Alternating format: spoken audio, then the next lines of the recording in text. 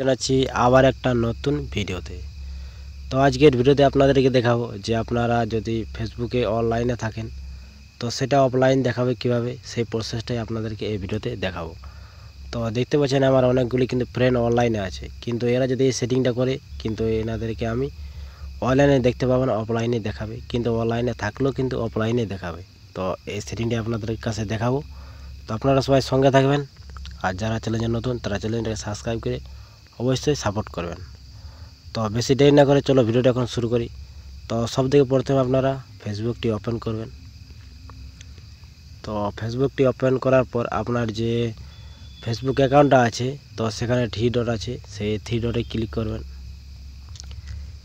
Three ডটে click করার পর আপনারা নিচে স্ক্রল করবেন এবং একটা সেটিং দেখতে পাবেন, সেটিং অ্যান্ড প্রাইভেসি, এখানে ক্লিক করবেন। এখানে ক্লিক করার পর উপরে সেটিং আছে, এই সেটিং অপশানে ক্লিক করবেন। তো সেটিং অপশানে ক্লিক করার পর আপনার এরকম একটা ইন্টারফেস আসবে।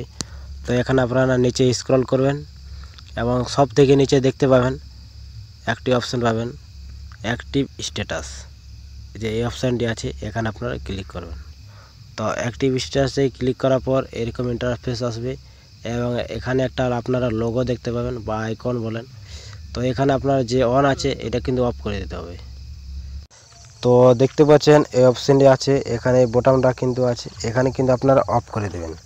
এখানে অফ হলে কিন্তু আপনি যদি অনলাইনে থাকেন তাহলে কিন্তু আপনার ফ্রেন্ড বা আদার্স অন্য কেউ আছে আপনাকে কিন্তু অফলাইনে দেখাবে, অনলাইনে থাকলেও কিন্তু অফলাইনে ওনারা দেখতে পাবে।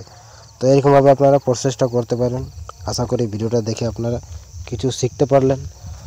যদি ভালো লাগে থাকে তো চ্যানেলটাকে সাবস্ক্রাইব করে অবশ্যই সাপোর্ট করবেন এরকম নতুন নলেজেবল ভিডিও সবার আগে সবার প্রথম পাওয়ার জন্য।